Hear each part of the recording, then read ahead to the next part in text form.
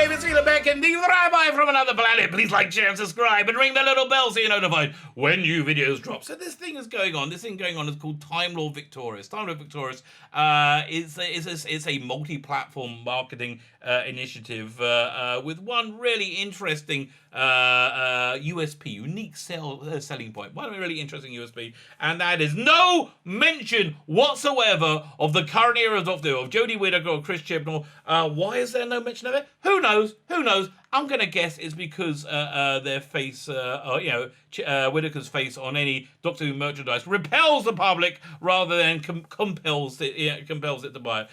That's my guess. That's just my guess. I don't know. Maybe a bit prejudicial and based in logic and sanity. You know, you make up your own mind. So some other people have made up their own mind, and those little scamps that Screen Rant are back again with another expression of their pure, undying, unremitting insanity, right?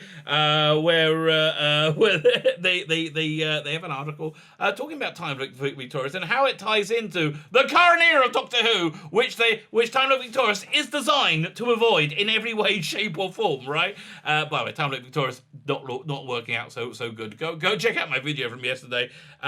It's this multi-platform story. I bought the first two parts of it. I bought Doctor Who magazine's comic strip, the Titan Books comic strip. Do I know what this multi-platform story is? Do I know the beginnings of it? Do I know anything about it? No. The only way I know anything about it is reading an interview in Doctor Who magazine which talks about it. But actually having paid for it, I still don't know what it is, and I don't know how they expect people to invest in it without any idea of what it is, especially new characters, so so it's not going to go that well. I don't think it's going that well at all. Anyway, so we're going to look at this article from Screen Rant. I think we might have a little chuckle. I think we might have a little chuckle or two as we read through it. Thank you very much, Screen Rant. But before we get there, can I ask you, can you hit the like button? Can you hit the share button? Mostly. Could you go and hit that subscribe button? That would be fan-dabby-double-dozy. Thank you very much. I am ridiculously and pathetically grateful for everybody who subscribed. So, okay, I got this new offer for subscribers now. It's the High Holy Days in Judaism. There's like the Kabbalistic texts call it the Yom Noraim, these High Holy Days, where essentially everybody's fate for the year is like stamped down. When I say fate, I think, I believe in free will as opposed to, predeterminism. So I believe everybody's range of fates, everybody's multiverse is created, in this time. And there's different times of different peoples where it's the most auspicious to petition the good Lord in your favor, to pray to them. So it's that is for non-Jews, I believe, is about 2 weeks from now. It's during the festival of Sukkot. Whether you believe in God, whether you don't believe, whatever. If there's anything you guys want, in life, send me the whatever it is. Leave it in the comment. If you want to send it privately, that normally makes more sense. Hit me up on Twitter, email me. My contact information is in the video notes. Go help yourself out. And again, doesn't matter if you believe in God, doesn't believe in God. I'm happy to. It can't hurt really, unless you've got a philosophy that if you pray, it's actually detrimental, right? So listen, maybe it'll work. Who knows? I don't know. Send me your prayer requests. I will be happy and delighted to petition the good Lord in your in your favor in whatever way you would like it petitioned. I think it works best if you can give me your name and your father's name. That's that for some reason that's the Kabbalistic codification of praying for somebody. That works best. But I figure if God exists, he probably knows who Ralph is. I think he probably work it out. Fine. Send me your prayer requests. Also, if you subscribe to my channel, you can enter my ongoing competitions. The prize this week is Lord of the Rings: The Two Towers, my favorite, the Lord of the Rings movies. It's a 4-disc DVD set, fantastic package. And all you need to do to win it, is subscribe to the channel and in the comments leave the hashtag Helmsdeep. I'm not sure when I'm doing the prize drawing. I was supposed to do it on Sunday, but I forgot that's actually Yom Kippur, the big day in the Jewish world. Which I'm not going to be offline, so I can't do it then. Fine. Let's have a look at this article from Screen Rant. Oh my gosh, we love you. Thomas Bacon. Thomas Bacon writes a lot of their Doctor Who stuff. Yeah, I always basically the same. Doctor Who, how Time Lord Victorious ties to the Timeless Child. Well, I can explain that to you.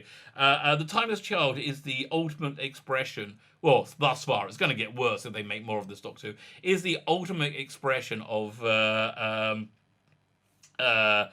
Chris Chibnall's vision for Doctor Who. You know, it's really where he wants to take it, and it's a vision for Doctor Who which isn't widely liked. You know, it's a vision for Doctor Who that isn't widely adored, and so people just stop liking Doctor Who. So that had the knock-on effect that nobody would buy Doctor Who merchandise anymore. So BBC Studios said, well, this is a bit bad because we like people, we like money. Yeah, we're fans of money. So what will people give their money for? Not Jodie Whittaker. No, they won't give them money. David Tennant, yeah, well, that's worked in the past. Let's slap him on the front of saying, let's make it multi-Doctor. Let's put Daleks in it, and we might be able to sell a few of these things if they hadn't done it so badly. But so that's the connection to the Timeless Child. But I'm going to make a guess that Thomas Bacon here thinks there's a whole nother connection. The Time Lord Victorious transmedia event provides new context for Doctor Who's Timeless Child. Yeah, I just gave it to you. Retcon, helping explain Tectoon's actions. Tectoon doesn't exist. She's never existed. This whole era of Doctor Who is decanonized. There is no Tectoon. I don't care. You know, it's like, please, stop.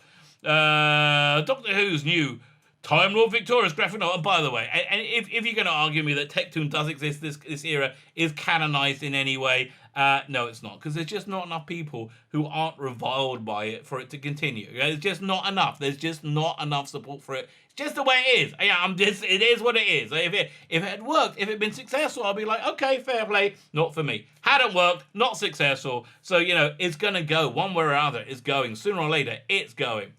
Doctor Who's Time Lord Victorious graphic novel helps provide context, not great. First, it's one issue. For Chris Chibnall's Timeless Child retcon. 2020 had been a year of dramatic developments for Whovians. Yeah, like the destruction of Doctor Who. That was a bit of a big one. It was the one where I basically think the Timeless Child is the thing that red-pilled most of fandom and went, this is terrible, this is crap, don't want it anymore. With Doctor Who Season 12 literally rewriting the show's history and decanonizing itself by doing so.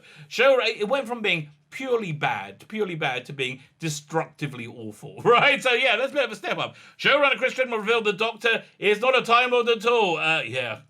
But rather is a timeless child, a being who's potentially originated from another universe, who became the genetic code for the Time Lord entire race. No, it became the genetic code for regeneration. They say that's the genetic code for the Time Lord entire Time Lord race. Whatever, who cares? Doesn't matter. Not real. This has been followed by Time Lord Victorious, the biggest transmedia event in Doctor Who history. Yes, because one drove fans away and they're trying to bring them back. Okay? Are you that dumb? Really? Are you that lacking in self-awareness? In the stories, various incarnations of the Doctor have travelled back to the dark times. Really? I would love to see it because, I've read it and no one has mentioned it yet. When the universe was young. This should be impossible. They don't explain how it's not impossible. You have to go to a live event, a live like escape room in London to find out how it's possible. Really? Yeah, seems like a bit of a dumb idea to me. And during lockdown, we're going to make this important part of the puzzle, this important part of the story, only available in one location while the world's experiencing a pandemic in lockdown. Really? Not a good idea. Not a good idea.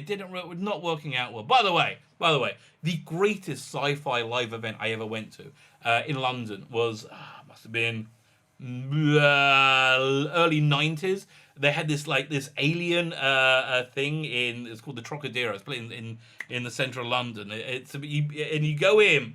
And it's the alien experience. So you're in this little room. Everyone's dressed as the people working there dressed as space marines. You know, they've got the whole aliens gear on, and they go, "Hi, we're going to take you through that's my terrible American accent. We're going to take you on a tour of this facility. There is xenomorphs here. Everything's in lockdown. Everything is completely safe. Wait here. I'm going to get your clearance." The guy goes out the room, right? Then the lights go off, poof, and then the red light comes on. It's like That is freaking incredible, right? He comes in, he's got this big pulse rifle in his hand, he's got sweat coming to his head. They broke it out. We got to get. He basically takes you running up and down corridors, and there's like a guy in an alien suit with a strobe light that pops out every now and again. The special effects are incredible. Freaking loved it. Freaking loved it. That's the best live experience I've ever been to. I think it must have closed down about 20 years ago, 30 years ago. But if you went there, it was awesome. It was absolutely awesome. Fine, Transmedia, Dark Times. When the Doctor Who universe was young, this should be impossible. Somehow, time locks preventing TARDISes traveling back have failed. Somehow, again. And all history is now in flux. The story of Time Lord Victorious runs across several different mediums, including comic books, novels, and even a Dalek animated TV series released on YouTube. If it's a TV series, it's not on YouTube. And oh my god, does that look bad? Does that look like sheep and dirt? It looks awful. Listen, Nick Briggs is doing the voice. I think it's going to be written well, but oh god, it's amateur hour. And I think it's like a last minute thing they're like putting it in. The latest chapter in Time with Victorious hints at a very subtle connection between this story and the TARDIS Child Redcom. A very subtle, because it's not there, Mr. Crazy Pants. It's not there at all. It's in your freaking head, because you are bonkers. What is the colour of sky in your world, right? I don't think it's blue. I think you're a nutball. It helps provide important context for the Doctor's new origin. Okay. Let's see where he's going with this. Doctor Who has consistently suggested there's truth behind every myth, every legend, and every religious belief. Really? No, it hasn't. Not at all. Really? Do they say there's a truth behind racism? No, they say no. Okay. Great. I'm sure the writing that made you feel good, but not so much. Over the years, the Doctor has encountered the ancient Osirians who inspired the Egyptian religion, cosmic. Yes, many ancient religions were inspired by aliens, right? Cosmic forces who claimed responsibility for belief of demons and devils, and even learned of his future incarnation was Merlin's, King Arthur's magician in the Legends of Camelot in a parallel universe. It was supposed to be a red-haired Time Lord. Kind of looked like Malcolm McLaren. I thought that would have been a cool Doctor. You only find that in the Ben Arrowich's novelization of Battlefield, which is way better than the TV show. Time Lord Victorious goes one step further, though, lifting from the Judeo-Christian belief that death was unknown from when the universe was formed. For the first 7 days or 6 days, 6 3/4 days, and that it was seen as the intruder introduced by malevolent forces. Oh, okay, fine, whatever you want to say. Step forward to the Keturah. A race whose existence has been lost in the annals of history because they just made it up. Okay, that's why it's lost. Meaning the Doctor doesn't know anything about the Keturah. How do we know he doesn't know anything about it? Again, nobody said anything. Yeah, we don't know the story. Keturah learned that they had the power to take death wherever they want, allocating lifespans for every race they encountered. Well, that's it. See, this sounds interesting. I wish they told me about it, in the chapters that I already bought. This should have been the first thing they should have led with. They travel the stars doing just that, essentially judging every species based on what they consider to be universal significance. Again, I wish I knew any of this. Some immortal races attempted to battle them and were wiped out. Others, like the Rachnos and the Eternals, fled from them. The Keturah's fate is unknown. Having achieved their goal, they appear to have disappeared, perhaps rendering themselves extinct or being destroyed by the wrath of races they condemn to mortality. Okay, and here's the interesting Doctor Who Magazine 556, which I just did the review of, and the review of the comic strip. Supplementary comic book, Monstrous Beauty, in which the Ninth Doctor and Rose stumble into the Dark Times. Somehow, they encounter a Gallifrey-led group by the black female Commander Rassilon. Yeah, oh, how stunning and brave. Bit of 2020, yo, just in your face. Commander Rassilon, herself, the legendary founder of Time Lord Race. It's a woman in the comic strip, you dolt. These ancient Gallifreyans are apparently obsessed with their own genetic purity, presumably already arrogant enough to consider their other races as lesser. What if other races are lesser? I'm a human being. I think a lizard is a lesser. I don't think its life is, less precious. But if you got to choose between a lizard and a human, I think the right choice is human, right? These ancient Gallifreyans are obsessed with them. Dialogue suggests they have only recently been touched by the Kuros and thus are struggling to come to terms with the new reality of death. No, there's nothing in the dialogue that I have no idea what you're talking about. They are not the Time Lords. They're bioscanners. Consider Dr. B an alien. Oh my God, how much longer does this nonsense go on for? Four more paragraphs of utter hell. This provides important context on Chris Chibnall's The Timeless Child retcon. No, it doesn't. Specifically helping explain the actions of the Gallifreyan scientist and explorer named Tecteun. According to the Doctor Who season 12, she was one that discovered the Timeless Child because she was a stunning and brave woman of science, of course. Abandoned alone on a distant planet distant from Gallifrey. Tecteun took the Timeless Child as a wool, then murdered her over and over again, bringing her up as part of her family. Then one fateful day, a tiny child fell off a cliff that should have been to her death. To Tecteun's amazement, she did not die. She regenerated. Suddenly, Tecteun understands death was not necessarily inevitable, but rather there was an alternative, regeneration. She dedicated years of her life and many murders of her adopted child to experimenting on the Timeless Child, causing her to die and be reborn several times until she unlocked the secret of regeneration. Because it's called, murder. This was the beginning of the Time Lord race, and importantly, because these will have been the days of Rassilon, they must have happened shortly after the Kudra visited Gallifrey. No! I mean, I got the feeling from reading Monstrous Beauty that was like maybe hundreds, maybe thousands of years apart. I think that Rassilon lived a long time before it became the Rassilon that we knew. Tecteun's actions were appalling, but suddenly there is a little more comprehensible. She had been brought up in a culture that already considered itself superior. God, this is desperate clutching at straws. She may have shown the Timeless Child compassion when she took her as a wool, but would still have thought the Timeless Child as a lesser being. Why? Why would they think, if they think of some beings as lesser, why would they think of all beings as being lesser? Meanwhile, on a psychological level, Tecteun would have been reeling from the face of her fresh mortality. Oh my God, you are trying to stuff this. This is a square peg in a round hole. This is desperate. And struggling to accept the humbling that came from her own race being assigned a lifespan of the Kudra. Okay, basically, Timeless Child and Chris Chibnall, Doctor Who, and Time Lord Victorious are completely separate. Chris Chibnall doesn't want anything to do with it. He's pissed off about it because it makes him look like a fool. Why does it make him look like a fool? Because he is a fool. That's why it makes him look like a fool. Little while the Tecteun was unable to resist experimenting upon the Timeless Child in such an immoral way. No, just Chibnall's a bad writer and didn't really think about it. It's important to note, though, that Tecteun did not make the Time Lords immortal, to be sure. She claimed immortality for herself, and presumably to Rassilon as well. How do we know that? I don't think we know that. But then she chose to limit the number of regenerations a Time Lord could go through. Time Lords may be able to live untold millennia, barring accidents, but they do not live forever. And that was Tecteun's choice. The Timeless Child, Time Lord Victorious subtly reframes the decision as Tecteun's superiority over the Kutoreth. God, you are trying to shoehorn something into here, baby. She's rejected the lifespan allocated to her, ensuring like the Timeless Child. If they actually thought of this and put this together, this would have been clever. But they didn't. She will never die. And then she's taken the role and reallocated a lifespan to Gallifreyans. It's breathtakingly egotistical, much like Chibnall and Whittaker, perhaps hinting that Tecteun has come to consider herself as a supreme force in the universe.